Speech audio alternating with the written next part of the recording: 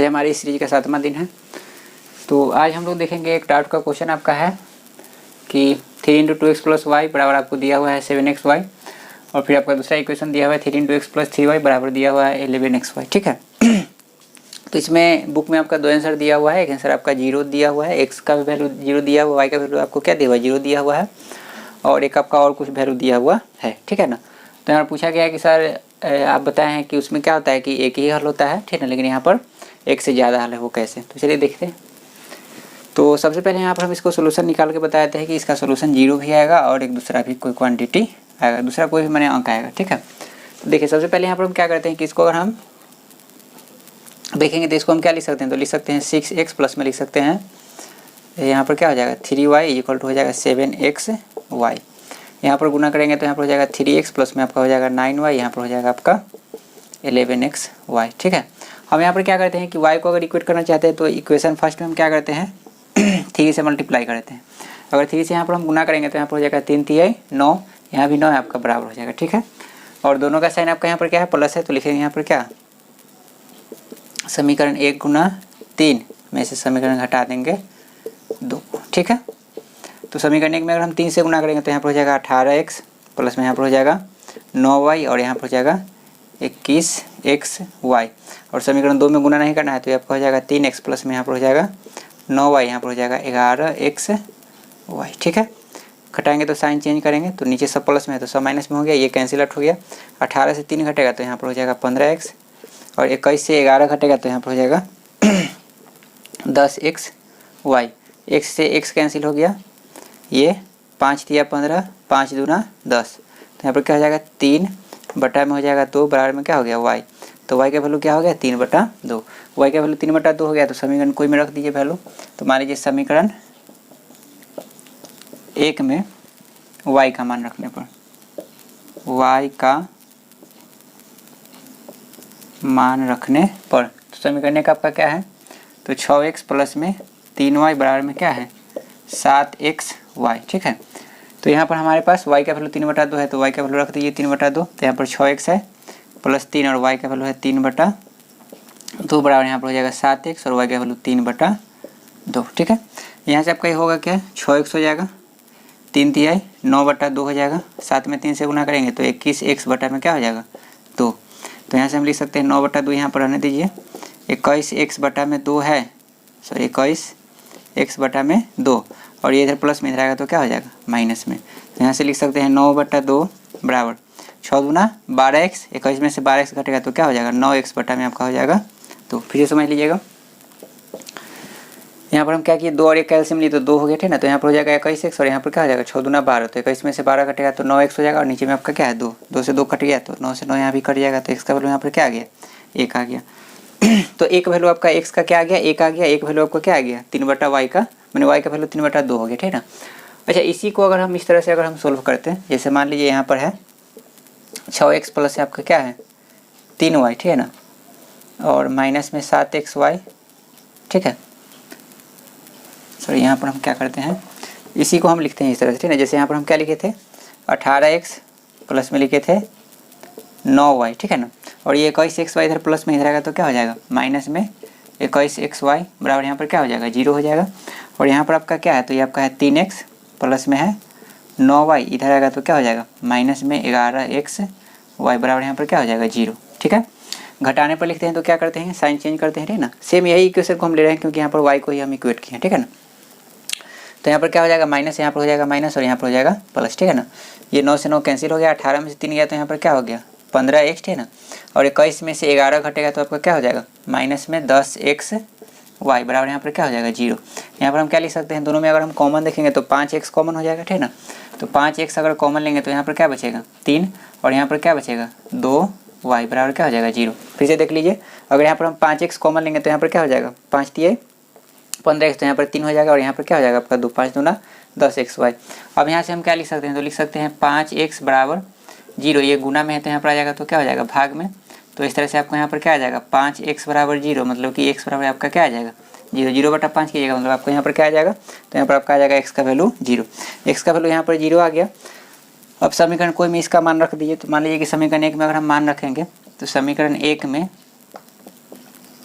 x का मान रखने पर तो समीकरण एक आपका क्या है, तो समीकरण एक आपका है 6x प्लस 3y, ये जो गुना करके नीचे लिखे हैं उसमें लिख रहे हैं, ठीक है ना।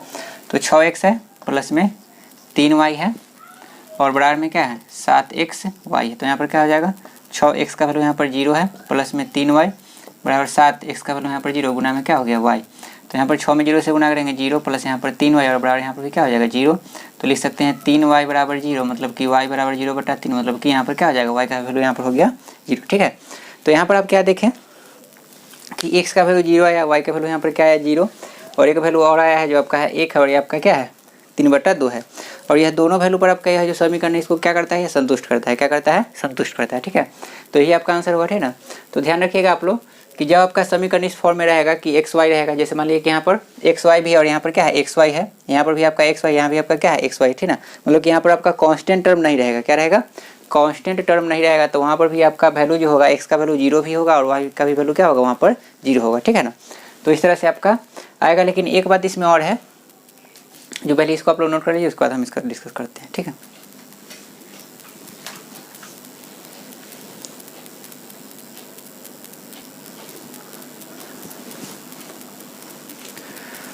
थोड़ा सा ध्यान दीजिएगा यहाँ कि जैसे यहाँ पर हम क्या देखें कि x का वैल्यू 0 आया, y का वैल्यू 0 आया और एक आपका x का वैल्यू 1 आया, y का वैल्यू आपका क्या है 3/2 आया, ठीक है। तो यहाँ पर यह आपका 1 और जो 3/2 है ये सभी कंडीशन के लिए आपका क्या होगा, ये सही होगा। लेकिन इसका वैल्यू जो 0 आया है, y का वैल्यू जो 0 आया है वो सभी कंडीशन के लिए यहाँ पर आपका सही नहीं होता है, ठीक ना। कैसे, सो देख लीजिए यहाँ पर। जैसे मान लीजिए कि आपके पास यह इक्वेशन है क्या है 6x प्लस में क्या है 3y और बराबर में क्या है 7xy है, ठीक है ना। हम यहाँ पर क्या करेंगे कि अगर x y से डिवाइड कर देंगे, जैसे मान लीजिए कि ये x y यहाँ पर क्या है गुना में है, क्या है गुना में है, इसको करेंगे तो यहाँ पर भाग में आएगा। तो यहाँ पर हम लिख सकते हैं क्या 6x प्लस में 3y और बटा में क्या लिख सकते हैं xy और बराबर में क्या लिख सकते हैं 7। तो इससे होगा क्या कि इसको अगर अलग अलग हम डिस्ट्रीब्यूट कर देंगे तो यहाँ पर हो जाएगा 6x बटा में हो जाएगा x प्लस y प्लस यहाँ पर हो जाएगा 3y बटा में आपका क्या हो जाएगा xy बराबर यहाँ पर क्या हो जाएगा 7 हो जाएगा, क्या हो जाएगा 7। यहाँ से y से y कैंसिल हो गया, x से x कैंसिल हो गया, तो यहाँ पर आपका क्या आ गया, तो यहाँ पर आपका हो गया 6y प्लस में 3/x और बराबर में क्या आ गया 7, ठीक है। अब अगर मान लीजिए कि x का वैल्यू अगर हम ये लेते हैं 1 लेते हैं और y का वैल्यू 3/2 अगर लेते हैं तब तो ये आपका इक्वेशन सही है, ठीक है ना। तो आपका इक्वेशन ये क्या होगा, सही होगा। देख लीजिए कैसे, जैसे यहाँ पर 6 है, ठीक ना, और y है तो y आपका कितना है, तो y आपका आया है यहाँ पर इस ये वैल्यू अगर लेंगे तो यहाँ पर क्या आ जाएगा 3/2 और प्लस में आपका क्या है 3 बटा में x है, तो x आपका क्या है 1 है। तो यहाँ से इसको अगर हम सोल्व करेंगे तो यहाँ आपका हो जाएगा ये क्या हो जाएगा ऊपर में चला जाएगा तो 2, तो 6 दूना क्या हो जाएगा 12 बटा आपका क्या हो गया 3 और प्लस में क्या है 3 से 4 बार में तो 4 और 3 क्या हो गया 7। तो इस पर ये सेटिस्फाइड हो रहा है, ठीक ना। लेकिन अगर मान लीजिए कि अगर हम x का वैल्यू 0 लेते हैं, y का वैल्यू अगर हम 0 लेते हैं तो यहाँ पर आपका क्या हो जाएगा 6/0 हो जाएगा प्लस में आपका क्या हो जाएगा 3/0, ठीक है ना। और आपको पता है कि जब भी आपका भाजक 0 आता है, मतलब कि जब भी आपका डिनोमिनेटर क्या होता है 0 होता है, तो उस समय आपका वह आपका क्या कहलाता है, तो आपका हो जाता है अपरिभाषित, है ना, मतलब ये अनडिफाइंड, है ना। तो उस समय के लिए आपका 0 जो है वो आपका सही नहीं होगा। लेकिन आपका जो 1 है और जो 3/2 है वो सभी सिचुएशन के लिए आपका क्या होता है सही होता है, ठीक ना। तो इसलिए हम लोग क्या करते हैं कि x का वैल्यू 1 ही लेंगे और y का वैल्यू 3/2 ही लेंगे। बुक में दिया हुआ है, ये इसके लिए दिया हुआ है कि आपको यह जानकारी हो कि x का वैल्यू 0 भी हो सकता है, y का वैल्यू 0 भी हो सकता है, ठीक है ना। तो आप लोग याद क्या रखिएगा कि जो भी आपको इक्वेशन दिया रहेगा, क्या दिया रहेगा, जो भी आपको इक्वेशन दिया रहेगा उसमें अगर आपको अचर पद नहीं दिया हुआ है, अचर पद नहीं दिया हुआ होने का मतलब क्या हुआ कि उसमें ऐसा कुछ टर्म हो जिसमें एक्स वाई नहीं लगा हुआ है। जैसे मान लीजिए कि अगर हम यहाँ पर लिखते हैं या अचर पद कह सकते हैं कि 0। जैसे मान लीजिए कि हम एक इक्वेशन लेते हैं 6x प्लस में लिए y बराबर यहाँ पर हम लिखे 0, ठीक है ना, और एक लिखे 2x और लिखे यहाँ पर 5y बराबर हम लिखे 0, ठीक है ना। तो यहाँ पर आप देख पा रहे हैं कि यहाँ पर आपका अचर पद नहीं है। अचर पद मतलब क्या होता है आपको पता है कि जिसमें एक्स वाई नहीं होता है, जैसे आपका 3 रहता है 4 रहता है, इस वजह से आपको यहाँ पर दिया हुआ नहीं, ठीक ना। तो अचर पद को यहाँ पर हम 0 मान लेते हैं या मान लीजिए कि जो अचर पद नहीं, ठीक ना। तो जब भी आप देखिएगा कि समीकरण में आपको अचर पद दिया हुआ नहीं, ठीक ना, तो उस समय निश्चित रूप से आपका एक्स का वैल्यू 0 होगा, वाई का वैल्यू क्या होगा 0 होगा। अगर आपका वेरिएबल एक्स वाई के फॉर्म में है तो अगर मान लीजिए यहाँ पर रहता है अगर ये 6 से अगर रहता है यहाँ पर m और प्लस में रहता है n, तो m और n का वैल्यू वहाँ पर क्या होता है 0। यह निश्चित बात है कि आपको जब भी आपका जो समीकरण दिया रहेगा उसमें अगर अचर पद नहीं है, अचर पद अगर आपका नहीं है तो आप वहाँ पर बिना सोल्यूशन किए हुए भी अगर मान लीजिए ऑब्जेक्टिव क्वेश्चन में अगर आ गया, ठीक ना, तो आप वहाँ पर x का वैल्यू 0 और y का वैल्यू 0 आप ले सकते हैं, ठीक है। तो ये समझ में आ गया होगा कि x का वैल्यू 0 कैसे होगा और y का वैल्यू 0 कैसे होगा, ठीक है। तो इसको आप लोग नोट कर लीजिए।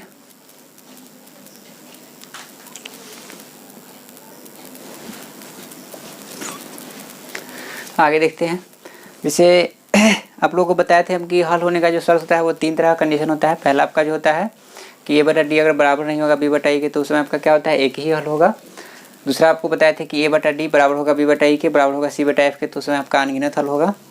और तीसरा आपको जो हम बताए थे वो आपको बताए थे कि a/d बराबर होगा b/e के, लेकिन बराबर नहीं होगा c/f के, तो उस समय क्या होता है, कोई हल नहीं होता है। ठीक है, तो उसमें से एक डाउट आया है कि जैसे हम एग्जाम्पल लिए थे दूसरा कंडीशन का, दूसरा कंडीशन आपका क्या था, तो वो था आपका a/d बराबर है b/e के और बराबर है c/f के। ठीक है, जब आपका समीकरण इस फॉर्म में दिया रहेगा ax plus by plus c बराबर 0 और dx plus ey plus f बराबर 0। ठीक है ना, तो उस समय अगर यह कंडीशन आपको दिया हुआ है, तो जैसे मान लीजिए कि आपके पास इक्वेशन मान लीजिए कि है x प्लस 2y प्लस 2 बराबर आपको दिया हुआ है 0। ठीक है, दूसरा इक्वेशन आपको दिया हुआ है 2x प्लस 4y प्लस में दिया हुआ है 4 इक्वल टू 0। ठीक है ना, तो यहाँ से अगर हम देखेंगे तो a/d b/e और c/f का अगर हम वैल्यू निकालेंगे तो यहाँ पर कुछ नहीं है, गुना में तो क्या है, एक है, तो यहाँ पर हम लिख सकते हैं 1/2, यहाँ पर लिख सकते हैं 2/4, यहाँ पर लिख सकते हैं 2/4। तो ओवरऑल अगर हम देखेंगे तो 1/2 1/2 1/2 सब जगह आ गया। ठीक है ना, तो कहने का मतलब क्या होगा कि a/d बराबर हो गया b/e के, बराबर हो गया c/f के। ठीक है ना, तो इस समय आपका क्या होगा, तो इसका अनगिनत हल होगा, मतलब कि अनंत हल होगा, एक से ज़्यादा हल होगा। ठीक है ना, तो इस समय एक्चुअली में होता क्या है कि आपका यह जो समीकरण 1 है, समीकरण 2 है, दोनों आपका एक ही होता है। अगर मान लीजिए कि यहाँ पर अगर हम 2 कॉमन ले लेते हैं, ठीक है ना, यहाँ पर हम क्या करते हैं 2 कॉमन ले लेते हैं, या मान लीजिए कि समीकरण 1 में हम 2 से गुना करते हैं, समीकरण 1 में अगर हम 2 से गुना कर देंगे तो यहाँ पर आपका क्या हो जाएगा 2x, यहाँ पर हो जाएगा 4y, यहाँ पर आपका क्या हो जाएगा 4 बराबर में हो जाएगा 0। ठीक है ना, या मान लीजिए बहुत सारे इक्वेशन हम, जैसे मान लीजिए कि एक इक्वेशन हमारे पास है a प्लस b प्लस में दिया हुआ है 3 इक्वल टू 0, और एक है हमारे पास 5a प्लस में दिया हुआ है 5b प्लस में दिया हुआ है 15 इक्वल टू 0। तो यह दोनों इक्वेशन यहाँ पर क्या है, एक ही है। ठीक है ना, तो इसलिए आपका क्या होता है, इसका अनगिनत हल होता है।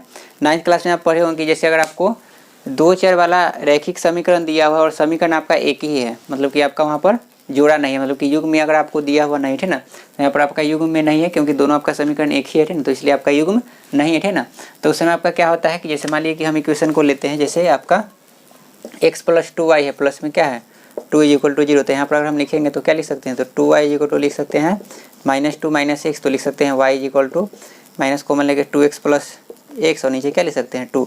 तो इस समय क्या होगा, x का वैल्यू रखेंगे तो y का बहुत सारा वैल्यू आएगा। ठीक ना, उसका ग्राफ अगर हम काटेंगे तो आपका क्या होता है, उसका बहुत सारा वैल्यू होगा। जैसे मान लीजिए कि x का वैल्यू 1 लेंगे तो इसका वैल्यू कुछ y का आएगा, फिर x का वैल्यू 2 लेंगे, तो इस तरह से आपका बहुत सारा यहाँ पर हल होता है। कोई एक निश्चित नहीं होता है कि x का वैल्यू आपका इतना ही होगा और y का वैल्यू आपका इतना ही होगा। ठीक ना, इसलिए कहा क्या जाता है कि आपका यहाँ पर क्या होगा कि अनगिनत हल होगा। ठीक है ना, बहुत सारा हल होगा। ठीक है ना, लेकिन जब आपका 2 चर वाला रैखिक समीकरण में अगर आपको युग्म दिया रहता है, क्या रहता है दिया हुआ युग्म, तो उस समय आपका क्या होता है कि अगर आपका कंडीशन a/d बराबर नहीं होगा b/e का, अगर वो फॉलो करता है तो उस समय आपका क्या होता है, एक ही हल होता है। ठीक है, तीसरा कंडीशन आपका था कि a/d बराबर होगा b/e के, बराबर नहीं होगा c/f के। तो जैसे मान लीजिए हम लेते हैं 3x प्लस 2y प्लस में लिए 5 इक्वल टू 0, और यहाँ पर अगर हम लेंगे मान लीजिए कि 6x प्लस में लिए 4y, और यहाँ पर ले लिए मान लीजिए कि क्या 7 इक्वल टू 0। तो यहाँ पर क्या है कि समीकरण 1 और समीकरण 2 में अगर हम ध्यान से देखेंगे तो इसका रेशियो होगा 3/6 का 2/4 का बराबर होगा, लेकिन 5/7 के बराबर नहीं होगा। ठीक ना, तो इसका हम बताते हैं कि कोई हल नहीं होगा। तो इसमें अगर मान लीजिए कि अगर हम इक्वेशन को अगर हम सोल्व करना चाहते हैं, तो मान लीजिए समीकरण 1 को अगर हम 2 से गुना करेंगे तो यहाँ पर क्या हो जाएगा 6x प्लस में 4y प्लस में क्या हो जाएगा 10, क्या हो जाएगा 6x प्लस में आपका हो जाएगा 4y प्लस में हो जाएगा 10 बराबर में हो जाएगा 0, और यहाँ पर आपका क्या हो जाएगा, तो यहाँ पर आपका हो जाएगा 6x प्लस 4y और प्लस 7 बराबर क्या है 0 है।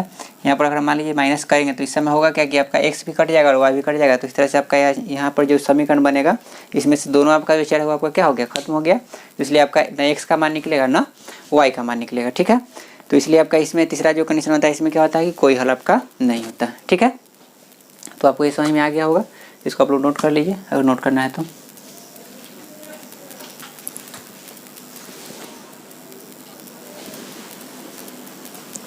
अब हम लोग कुछ अगले टाइप के क्वेश्चन को देखते हैं। तो क्वेश्चन आपके पास है यहाँ पर दिया हुआ कि r के किस मान के लिए, मतलब आपको r का मान निकालना है। ठीक ना, तो r के किस मान के लिए x माइनस ry बराबर में r दिया हुआ है, और आपको दिया हुआ दूसरा समीकरण x plus r-2 into y बराबर में दिया हुआ है 2। मतलब कि आपको यहाँ पर 2 आपका रैखिक समीकरण आपको दिया हुआ है। ठीक ना, 2 चर वाले। ठीक ना, और आपको बताना है कि इसका r का मान क्या होगा, किसके लिए, तो लिखा हुआ है कि का हल नहीं होगा, मतलब कि एक भी इसका हल नहीं होगा। ठीक ना, मतलब कि x का भी एक वैल्यू नहीं आएगा, y का भी कोई वैल्यू आपको नहीं आएगा, ठीक है। तो उसके लिए r का मान क्या होना चाहिए, ठीक है ना, तो ये आपको बताना है, ठीक है। तो सबसे पहले यहाँ पर हम समीकरण को लिख लेते हैं। तो समीकरण आपको दिया हुआ है x माइनस आर वाई बराबर में दिया हुआ r, तो इसको हम लिख सकते हैं x minus r y minus r बराबर में लिख सकते हैं 0, ठीक है। दूसरा समीकरण आपको दिया हुआ है x plus r minus 2 into दिया हुआ है y, 2 को इधर ले आएंगे तो माइनस में 2 बराबर में क्या हो जाएगा 0। तो इस प्रकार अगर यहाँ पर a का मान हम निकालेंगे तो a का मान यहाँ पर क्या हो जाएगा 1, b का मान यहाँ पर क्या हो जाएगा माइनस r, c का मान यहाँ पर क्या हो जाएगा माइनस r, d का मान यहाँ पर क्या हो जाएगा 1, गुना में कुछ नहीं तो गुना में क्या है 1 है, e का मान यहाँ पर क्या हो जाएगा तो r माइनस 2 और f का मान क्या हो जाएगा माइनस 2, ठीक है। अब यहाँ पर लिखा हुआ है कि का हल नहीं होगा, हल नहीं होगा। तो हल नहीं होगा तो हम आपको बताए थे कि हल नहीं होता है कब, जब आपका a बटा डी बराबर होगा b बटा e के और बराबर नहीं होगा c बटा f के, ठीक है ना। और उस समय समीकरण युग्म को हम क्या कहते हैं, तो विरोधी कहते हैं। क्या कहते हैं, विरोधी कहते हैं, ठीक है ना। तो हम यहाँ पर क्या लिखेंगे, हल नहीं होने के लिए, हल नहीं होने के लिए शर्त आपका क्या है, तो शर्त आपका है a upon d is equal to b upon e is not equal to c upon f. तो यहाँ पर इसका वैल्यू हम रखेंगे। तो a आपका क्या है, तो a आपका है यहाँ पर 1, d आपका क्या है तो 1 है, बराबर b आपका क्या है तो b आपका है माइनस r, e आपका क्या है तो e आपका यहाँ पर है r माइनस 2 और c आपका क्या है तो c आपका यहाँ पर है माइनस r और f आपका क्या है तो f आपका है माइनस 2, ठीक है। आपको यहाँ पर निकालना क्या है, r का मान निकालना है, ठीक है ना, कि r के किस मान के लिए आपका क्या होगा, इसका कोई भी हल नहीं होगा। तो अगर मान लीजिए कि ये दोनों को अगर हम इक्वेट करते हैं, ये दोनों आपका आपस में क्या है बराबर है, क्या है बराबर है। तो यहाँ पर इसको अगर हम इक्वेट करेंगे तो यहाँ पर आपका क्या हो जाएगा, तो 1/1 बराबर आपका क्या है माइनस r बटा में है r माइनस 2, क्रॉस गुना अगर करेंगे तो यहाँ पर हो जाएगा r माइनस 2 बराबर में हो जाएगा माइनस r। तो लिख सकते हैं r, ये इधर आएगा तो प्लस में क्या हो जाएगा r बराबर उधर जाएगा तो 2 हो गया। तो 2r बराबर यहाँ पर क्या हो गया 2, 2 से 2 कैंसिल हो गया, तो r का वैल्यू यहाँ पर क्या आ गया 1 आ गया, क्या आ गया 1। इसका मतलब ये हुआ कि अगर हम r का मान 1 रखेंगे, क्या रखेंगे, r का मान अगर हम 1 रखेंगे, ठीक है ना, तो आपका यह जो समीकरण युग्म है इसका कोई भी हल नहीं निकलेगा, ठीक है ना। और यहाँ से आप निकालेगा तो यहाँ पर आपको आया कि r किसके बराबर नहीं होगा, तो इसका वैल्यू हम नहीं लेंगे, ठीक है ना, इसको हम इग्नोर करेंगे। हमको यहाँ पर r का मान निकालना था, इसलिए हम यहाँ पर इस दोनों को इक्वेट करेंगे, ठीक है। अब यहाँ पर क्या है कि अगर हम r का मान रखेंगे, यही आपका यहाँ पर आंसर होगा, ठीक है ना। इसको थोड़ा सा और हम एक्सप्लेन कर देते हैं, ठीक है ना।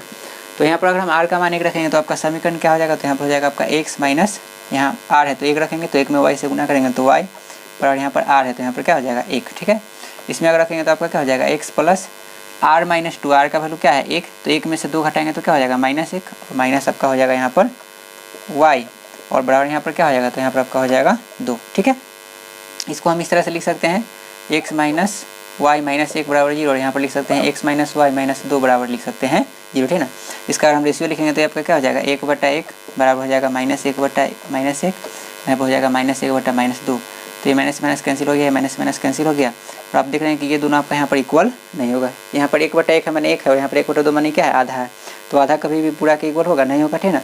लेकिन यहाँ पर 1 इक्वल है 1 के, मतलब कि ये बटा डी बराबर है b बटा e के, लेकिन बराबर नहीं है c बटा f के, ठीक है ना। तो यहाँ पर इसके लिए r का मान क्या हो जाएगा 1 हो जाएगा, जिसके लिए समीकरण युग्म का कोई भी हल नहीं निकलेगा, ठीक है। तो ये आपका हो गया आंसर, तो इसको आप लोग नोट कर लीजिए।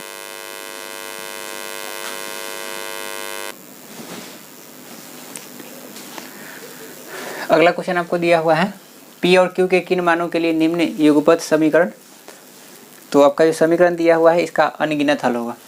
तो इसके लिए आपको निकालना क्या है, तो p और q का मान बताना है कि p और q का मान यहाँ पर क्या होगा। यहाँ पर मैंने कोई आपका कांस्टेंट दिया हुआ नहीं है, तो यहाँ पर p और q दिया हुआ है जिसका वैल्यू कुछ होगा, ठीक है ना। तो आपका यहाँ पर कांस्टेंट आएगा, तो उसका वैल्यू आपको क्या होगा ये आपको बताना है। किसके लिए, तो अनगिनत हल होने के लिए। यहाँ पर लिखा हुआ है कंडीशन के अनगिनत हल होने के लिए, ठीक है। तो पहले हम क्या करते हैं कि यह जो समीकरण दिया है इसको हम स्टैंडर्ड फॉर्म में लिख लेते हैं। तो 2x + 3y है, ये +7 है इधर, यहाँ पर आएगा तो -7 बराबर यहाँ पर क्या हो जाएगा 0, और इसको जब इधर हम करेंगे तो आपका क्या हो जाएगा, तो ये आपका हो जाएगा माइनस में पूरे को हम लिख देते हैं, बराबर में कर देते हैं 0, ठीक है। आपका स्टैंडर्ड फॉर्म में हो गया। तो यहाँ से हम क्या करेंगे कि a b c d का वैल्यू यहाँ पर हम निकाल लेंगे। तो यहाँ से a का वैल्यू यहाँ पर क्या आ जाएगा 2, b का वैल्यू यहाँ पर क्या आ जाएगा 3, और c का वैल्यू यहाँ पर क्या आ जाएगा -7, ठीक है। यहाँ पर आपका d का वैल्यू हो जाएगा p - q, e का वैल्यू यहाँ पर हो जाएगा p + q, और f का वैल्यू यहाँ पर हो जाएगा माइनस है आपका 3p + q - 2, ठीक है ना। ध्यान रखिए कि माइनस प्लस का गलती नहीं हो, ठीक है ना। हाँ, एक बात और हम बता दें कि अगर मान लीजिए कि समीकरण 1 को अगर हम ये मान लेते हैं और समीकरण 2 इसको हम मानते ठीक ना, तो वहाँ पर ए बी सी का वैल्यू चेंज होता है, तो उससे कोई फर्क पड़ने वाला नहीं है। आप समीकरण 1 किसी को मान सकते हैं, समीकरण 2 किसी को मान सकते हैं, ठीक है। तो यहाँ पर हमारे पास क्या आ गया, A B C D E का सबका वैल्यू यहाँ पर आ गया। अब यहाँ पर लिखा हुआ अनगिनत हल होने के लिए, क्या है, अनगिनत हल होने के लिए यहाँ पर हम लिखेंगे क्या, अनगिनत हल होने के लिए। अनगिनत को अनंत हल होने के लिए भी लिखा हुआ रह सकता है, ठीक ना। अनगिनत माने होता है अनंत ही होता है। तो अनगिनत हल होने के लिए आपका जो शर्त होता है वो आपका क्या होता है, तो शर्त कुछ इस प्रकार है, जो आपका ये है a/d इज इक्वल टू होता है b/e is equal to c/f। सब लोग यहाँ पर हम पुट करेंगे। तो a आपका क्या है, तो a आपका है 2, d आपका क्या है, तो p माइनस क्यू है बराबर b, तो b आपका है 3, e आपका क्या है, तो p प्लस क्यू बराबर c आपका क्या है, तो c आपका है -7 और f आपका क्या है, तो माइनस है ब्रैकेट में आपका 3p प्लस में q और माइनस में आपका क्या है 2, ठीक है। तो इस तरह का आपको यहाँ पर आ गया, ठीक है। तो ध्यान रखिएगा कि जब यहाँ पर आपका अनगिनत हल होने के लिए तो शर्त आपका क्या होता है, सब आपका बराबर होता है, ठीक है ना।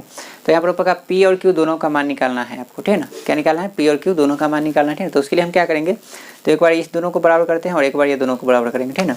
तो उससे आपका क्या होगा, आपका p और q का मान आ जाएगा, ठीक है। तो पहले हम इसको देखते हैं, पहले ये दोनों को अगर हम बराबर करेंगे, ठीक है, तो हमारे पास क्या मिलेगा, क्योंकि हमको पता है कि तीनों बराबर है, ठीक है। तो अगर यहाँ पर हम लिखेंगे 2/p माइनस क्यू बराबर लिखते हैं 3/p प्लस क्यू, ठीक है ना। तो यहाँ से अगर क्रॉस गुना करेंगे तो यहाँ पर क्या हो जाएगा, 2p प्लस में हो जाएगा 2q बराबर यहाँ पर क्या हो जाएगा 3p माइनस में क्या हो जाएगा 3q। तो यहाँ से लिख सकते हैं 2p, इधर आएगा तो माइनस में 3p और बराबर यहाँ पर ये माइनस में 3q है और इधर आएगा तो क्या हो जाएगा माइनस में 2q आ गया, ठीक है। अब यहाँ पर क्या होगा, 2p में से -3p होगा तो यहाँ पर -p हो गया और -3q -2q तो यहाँ पर क्या हो जाएगा माइनस में 5q। तो माइनस से माइनस कैंसिल हो गया तो यहाँ पर क्या हो गया, p इज इक्वल टू आ गया 5q, माने p किसके बराबर है, तो 5q के इक्वल है। यह एक रिलेशन हमारे पास आ गया, ठीक है ना। आप इसको चाहे तो लिख सकते हैं p minus 5q equal to 0, तो आपका एक इक्वेशन है, ये भी आपका इक्वेशन ही है, ठीक है ना। ये आ गया, इसको हम मान लेते हैं इक्वेशन फर्स्ट। क्या मान लेते हैं, इक्वेशन फर्स्ट। अब हम ये दोनों को बराबर करते हैं, आप ये दोनों को कर सकते हैं या ये दोनों को कर सकते हैं, सब आपका बराबर ही है, ठीक है ना।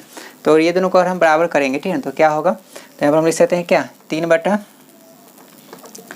प्लस क्यू और यहाँ पर हो जाएगा -7 बटा आपका क्या है यहाँ पर -3p प्लस में क्यू माइनस में क्या है 2, माइनस माइनस आपका कैंसिल हो गया, ठीक है ना। यहाँ पर हम क्या लिख सकते हैं 3, यहाँ पर हम क्या लिख सकते हैं कि p है, यहाँ पर क्या है p है, तो p का मान हमको पता है कितना के बराबर है 5q के, तो यहाँ पर हम क्या लिख देंगे 5q और पहले से 1q है यहाँ पर, तो q हो गया बराबर 7 है यहाँ पर आपका है 3, ठीक है ना।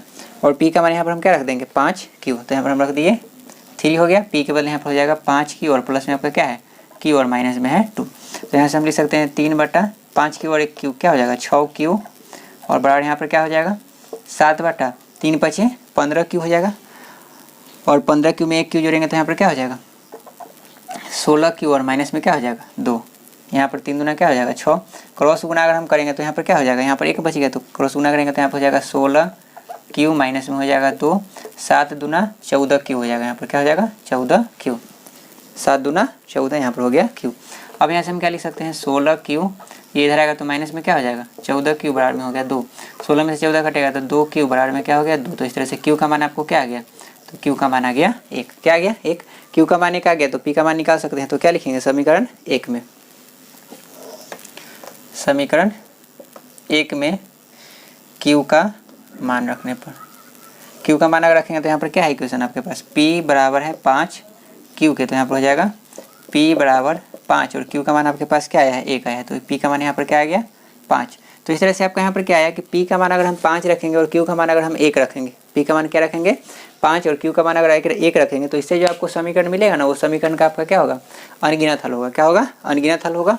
और इसका जो ग्राफ होगा आपका क्या होगा समपाती होगा, मतलब कि दोनों ग्राफ आप दोनों इक्वेशन का ग्राफ आपका क्या होगा एक ही पर घटेगा, क्योंकि दोनों आपका इक्वेशन क्या होगा सेम ही होगा, ठीक है ना। तो इस तरह से हम यहाँ पर मान निकाल लेंगे। अगर मान लीजिए यहाँ पर हमको कहता कि इसका कोई हल नहीं होने के लिए, तो हम वहाँ पर क्या करते, तो कोई हल नहीं होने के लिए आपका क्या होता है a/d बराबर होता है b/e के बराबर नहीं होता है c/f, ठीक है ना। तो उस समय क्वेश्चन आपका अलग रहेगा, ठीक है ना। तो जब होगा तब उसको देखेंगे, फिलहाल इसको आप लोग नोट कर लीजिए।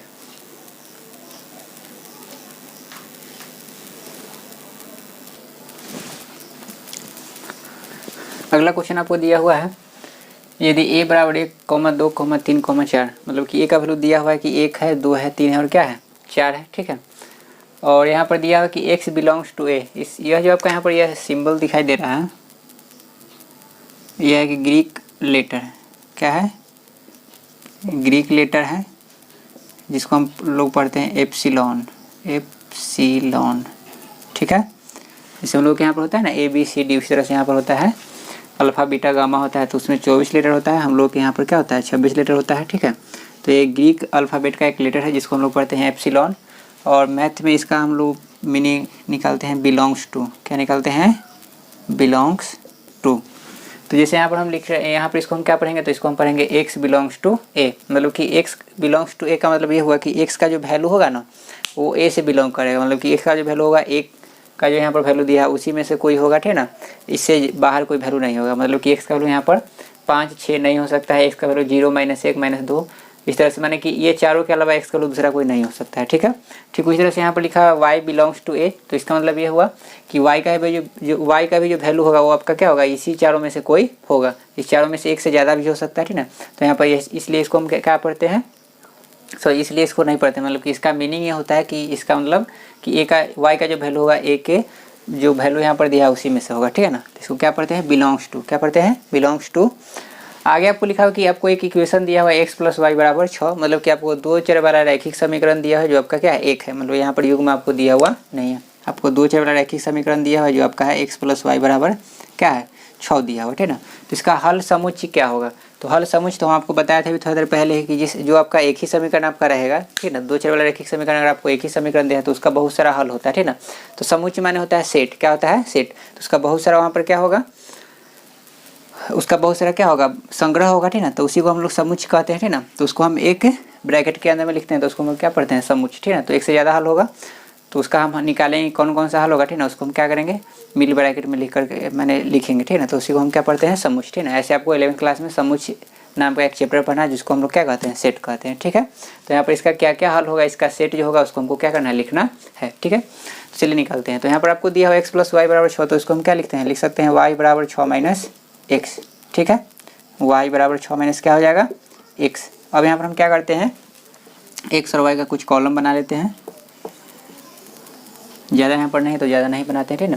तो x का वैल्यू अगर मान लीजिए कि 1 हम लेते हैं, क्या लेते हैं x का वैल्यू अगर हम 1 लेते हैं तो x का वैल्यू जब 1 रखेंगे तो यहाँ पर क्या हो जाएगा y = 6 - 1, तो y कितना हो जाएगा 5 हो जाएगा। तो जब x का वैल्यू 1 लेंगे तो y कितना हो जाएगा 5, ठीक है। x का वैल्यू 2 लीजिए, तो x का वैल्यू अगर हम 2 लेंगे तो क्या हो जाएगा 6 - 2, तो y का वैल्यू यहाँ पर क्या आ गया 4, माने x का वैल्यू 2 लेने पर y का वैल्यू क्या आ जाएगा 4 आ जाएगा, ठीक है। x का वैल्यू 3 लीजिए, तो अगर हम x का वैल्यू अगर हम 3 लेंगे तो यहाँ पर क्या हो जाएगा, तो y = 6 - 3, तो y का वैल्यू भी यहाँ पर क्या आ जाएगा 3 आ जाएगा, मतलब कि x 3 लेने पर y भी क्या आ जाएगा 3 आ जा रहा है, ठीक है ना। अब x का वैल्यू अगर हम 4 लेते हैं, क्या लेते हैं 4, तो x का वैल्यू अगर हम 4 लेंगे तो यहाँ पर क्या हो जाएगा, तो यहाँ पर आपका हो जाएगा y = 6 - 4, तो y का वैल्यू यहाँ पर क्या हो जाएगा 2 हो जाएगा, मतलब कि x का वैल्यू 4 लेने पर y कितना हो जाएगा 2 हो जाएगा, ठीक है। अब इसका x का वैल्यू ज़्यादा नहीं ले सकते हैं क्योंकि 4 तक है ना। तो इस तरह से यहाँ पर हम क्या देखते हैं कि एक x का वैल्यू जब हम 1 लिए हैं तो y 5 आया है, 2 लिए हैं तो 4, 3 लिए हैं तो 3, 4 लिए हैं तो 2 आया, ठीक ना। तो यहाँ पर एक यहाँ पर छूट क्या रहा है कि 1 और 5 यहाँ पर, 1 तो है लेकिन 5 यहाँ पर नहीं, मतलब कि x का वैल्यू 1 है तो ठीक है, लेकिन y का वैल्यू भी यहाँ पर 5 नहीं होना चाहिए क्योंकि यहाँ पर 4 तक ही सीमित है, क्योंकि यहाँ पर लिखा हुआ है कि y बिलोंग्स टू a, मतलब कि y का जो वैल्यू होगा वो यहाँ पर क्या होगा 1 के अंदर का ही होगा, तो इसलिए इस वैल्यू को हम नहीं लेंगे, ठीक ना। तो इस तरह से ये 3 जो सेट हमारे पास तैयार हुआ ये आपका क्या हुआ सेट हुआ, क्या चीज़ का, तो आपका जो आपका इसका सोल्यूशन होगा उसका, ठीक है। तो यहाँ पर हम क्या लिख सकते हैं, तो इसको हम लिख सकते हैं x 2 है तो y 4 है, x 3 है तो y भी 3 है, और x 4 है तो y भी क्या है, x 4 है तो y कितना है 2 है। तो यह जो हुआ आपका हल समुच्चय हुआ क्या चीज़ का, तो समीकरण x + y = 6 का, जो किस में बिलोंग कर रहा है, तो जो आपका a से बिलोंग कर रहा है। तो इस तरह से इसको हम क्या करते हैं लिखते हैं, ठीक है।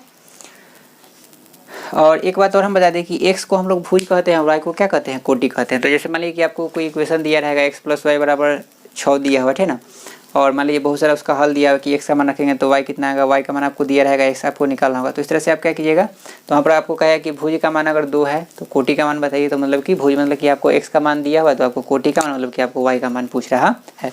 तो इस तरह से ऑब्जेक्टिव क्वेश्चन में आपका एक्सरसाइज में बहुत सारा क्वेश्चन है, तो उसको आप लोग क्या कीजिएगा, सोल्व कीजिएगा।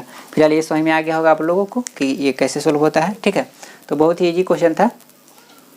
यहाँ पर हो सकता है कभी कभी आपको यहाँ पर 1 2 3 4 दिया, आगे भी आपको दे सकता है, ठीक है। तो इसको इस तरह से हम क्या करते हैं, सोल्व करते हैं।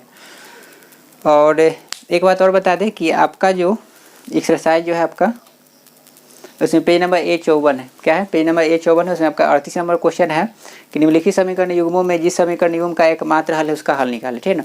तो यहाँ पर जो क्वेश्चन दिया आपका वहाँ पर पहले कंडीशन क्या दिया हुआ है कि आपको जो समीकरण दिया है, मैंने बहुत सारा समीकरण दिया हुआ है, मान लीजिए कि 4 5 6 समीकरण आपको दिया हुआ है, ठीक है ना। तो उसमें से आपको पहले पता करना है कि कौन सा समीकरण का एक ही हल होगा, ठीक है ना। एक ही हल होगा मतलब क्या होगा कि अद्वितीय हल होगा।